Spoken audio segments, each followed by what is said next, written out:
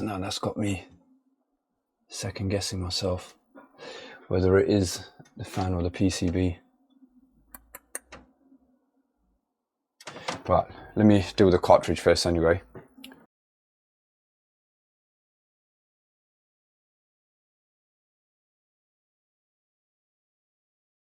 So my first job this morning is I've got a kitchen tap to change in this church, so I've got everything in here.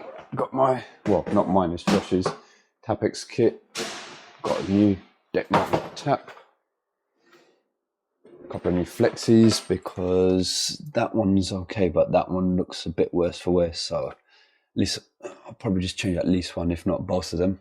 Luckily, got 2 lever valves to shut off the hot and cold, so that's fine. The synchro is in the way a bit, but I should be able to get onto that. I've got enough space at the back there, I hope.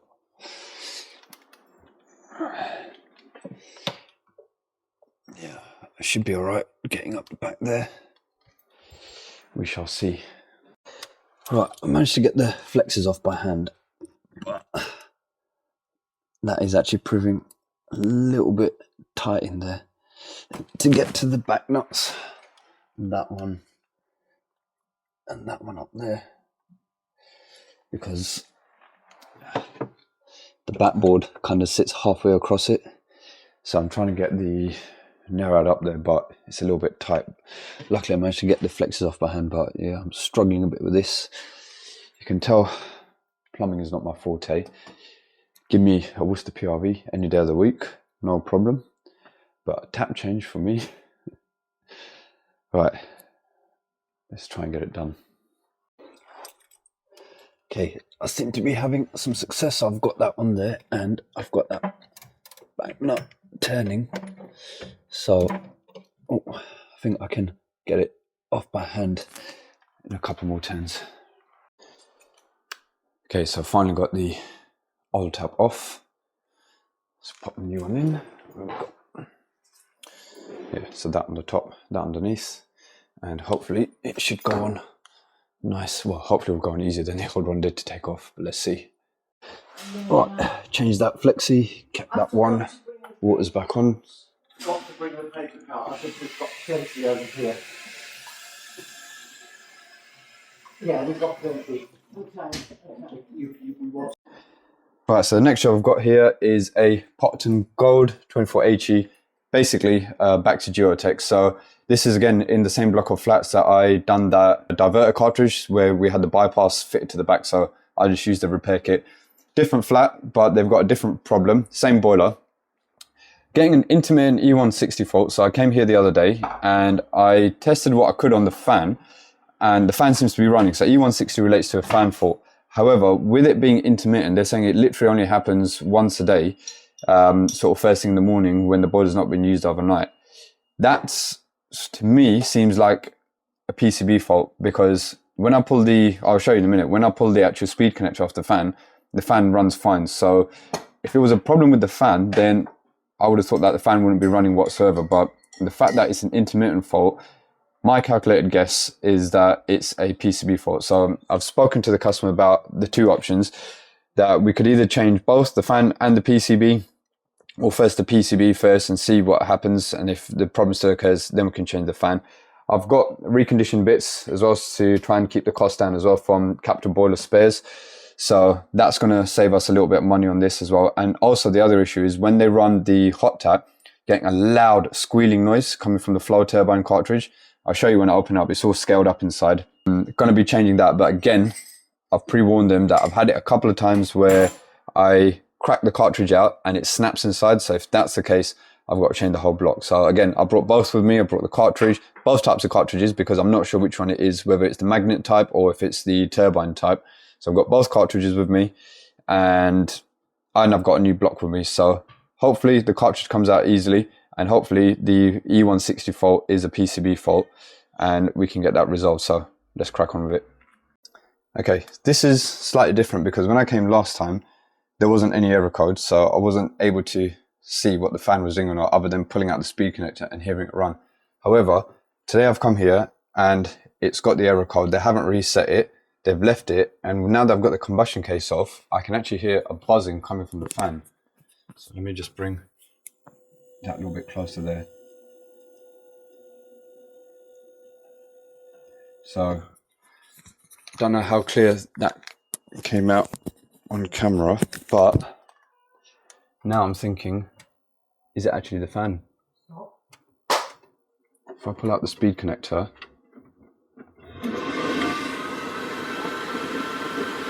no, so the fan still runs there.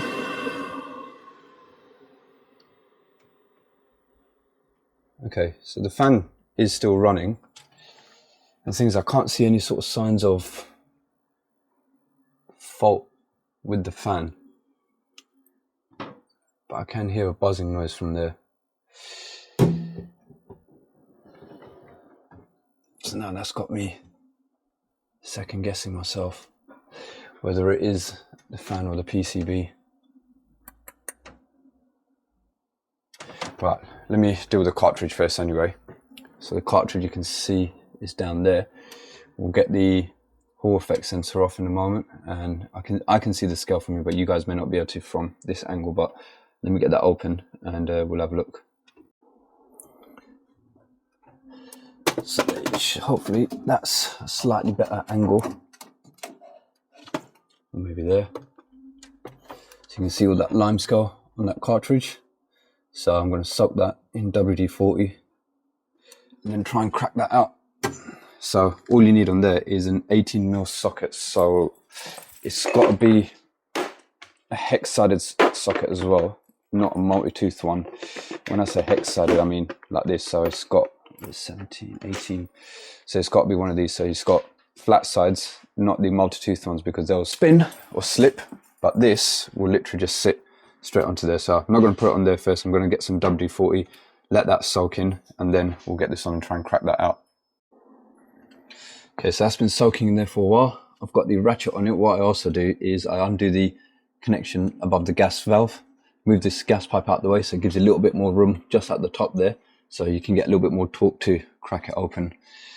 So let me see if I can position the camera there, and wish me, you know, let's pop that tube off as well, just get everything out of the way. Right, wish me luck. Right, I've managed to unwind it. So let's see if it's come out in one piece. I hope so. Yay! One piece. Thank God for that. Oh, lovely. There you go. So, so yeah, that's a cartridge. I'll show you, there's two types that you can get.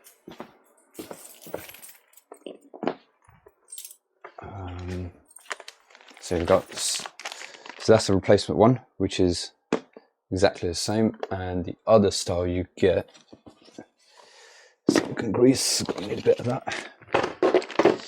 That's the other style that you get as well. So that's got a magnet inside. So the way this one works is when there's a flow of water, it pushes the magnet up. And as it pushes the magnet up, that magnetizes the Hall effect sensor and tells you that there's a demand. And these ones, as the water flows through it, this turbine spins. So it's the spinning effect which creates the demand on the Hall effect sensor, which tells the boiler that we've got hot water running. So I always carry one of each on the van because I'm never sure. I think there is a way you can tell. Someone told me it's to do with the color of the Hall effect sensor. So you've got the clear one and you've got the one with the red top. If this is the case, then it means that the clear one, because we've got clear Hall effect sensor in here, the clear one is the turbine type and the one with the red top is going to be the magnet type. So you want to make sure that if you're not sure, and I can never remember, so I always carry both in the van, but hopefully that helps a few of you guys out. Right, new cartridge is in, water's back on. Hello kitty. Okay, so that's all good. That went in nicely, no leaks. Now, let's sort this board out. Right, I have had a bit of a change of mind regarding the PCB because it's come up with E160 again, and let me turn that the right way around. That buzzing sound from the fan is a little bit more prominent now.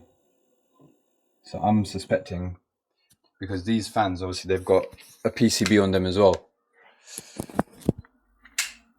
So I think it's the fan now. Because it wasn't making this noise when I came the other day, so I couldn't really test it, and it wasn't even showing up the E160 error code. But it's, even right now, I've just turned the boiler back on, I reset it, and it's come up with E160. Now I can hear a definite buzzing noise coming from the fan. So I'm not going to change the board.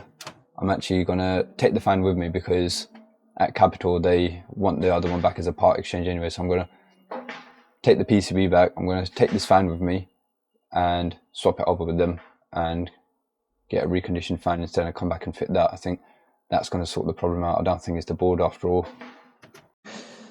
Okay, so next job, I've drafted in the hamster. So the original job was, we've got a couple of leaking flexes under the bath tap, but landlord also wants us to sort out the stopcock because there's an old lead main coming in which we don't want to touch. It's a shared main out in the road, so plan is cut this, leave a valve on there, so now we've got an internal stopcock for the property, cut this section out and then repipe it to come back onto here. So that's the first part of the job, and then Josh has got the fun job of getting down and dirty under the bathtub, what he does best. Okay, I'm going to go and turn the water off, and then we're going to get this sorted out first. Right, that wasn't too bad. Lever valve's gone on there. Josh has just gone out to turn the water back on. Now what I'm going to do here is take this T out and just put compression elbow, because that will fit in place of that there. And then after this, go into there, probably cut a T in there, T into one of there, or if I've got enough space, put a T into there, which I don't think I've got enough space. And then sort that out, and then Josh is going to do the bit upstairs. Right, I'm going to show you guys how awkward this flexi bath tap changes and why I drafted the hamster in. Look at the size of him. Look at the size of the space. And we've basically got a flexi down the back there where that little tub is. Let me just get a torch on. So there's a flexi there at the back that's leaking. So he's got to change that. Both, well, he's going to try and do both flexis. So now that we've got the water off, he can do that. And I can just rejig that pipework downstairs. Is that copper waste? Probably. Yeah, man. Money right there, man. Right, that's my bit done. Had to use a various range of fittings. So we've got lever valve there, a few compressions, bit of press. The reason why I use compressions here is because I'm not sure if these are 1/2 inch or 15 mil. So I didn't want to risk pressing onto these or this one in case it leaks. So I've used compressions on there. Then I also just pressed a little loop back into there. That's all done. Let's go and see how Josh is getting on. He had to pop out to get a longer flexi because the one he had was a 300 and he needed a 500.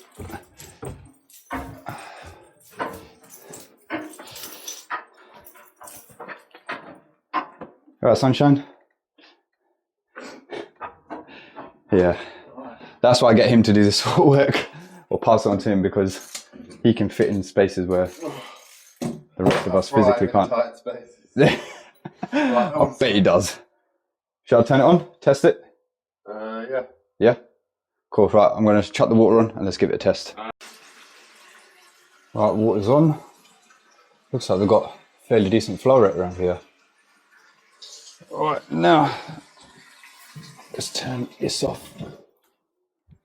I think Josh is just testing his bits upstairs. Make sure we don't have any leaks, and then we should all be good. Alright, so this next job, got this electric hob which I think has got a few cracks on it, so it's got to swap it out. New ones here, so there's no gas in this building, it's all electrics. Got a big red switch, that's off. Whip the oven out, take that out, swap the connections over. Hopefully it should be straightforward. Hopefully there's no extra cutting out needed on this. So let's see. Right, so I've got the old hob out and obviously softened the switch. We just want to double check. That's dead. Yep. Cool. Right, so this one looks like there's two neutrals, the air settled together, and there's one live with the bridge in it, so we'll see what the connections are like in the new one. And if we need to, we can bridge what we need to bridge or unbridge whatever's not needed. So let me undo these.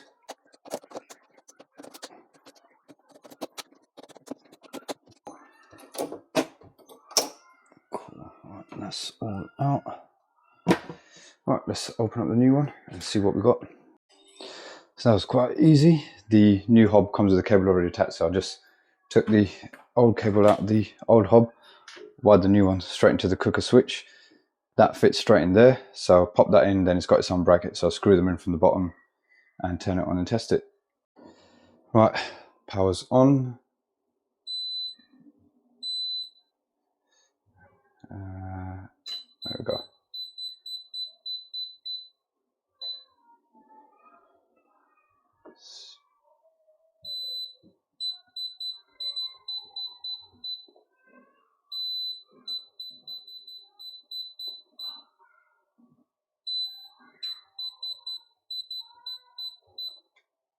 Okay.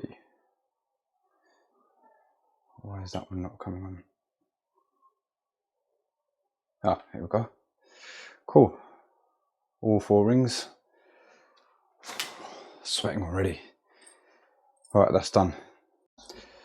Right, back at this one from this morning. I've got the reconditioned fan, so I've fitted that. Now let's put it on.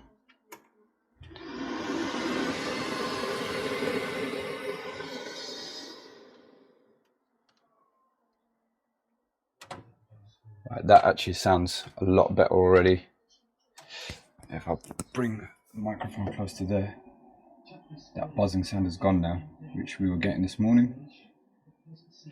So that gives me a little bit more reassurance that my second diagnosis was right, that it was actually the fan. The E160 error has gone from there as well. So now we test it. Well, we changed the flow turbine this morning, so let's run a hot tap and make sure that all fires up okay. There we go. Fired up nicely. Nice solid red light on the Hall effect sensor. Good stuff.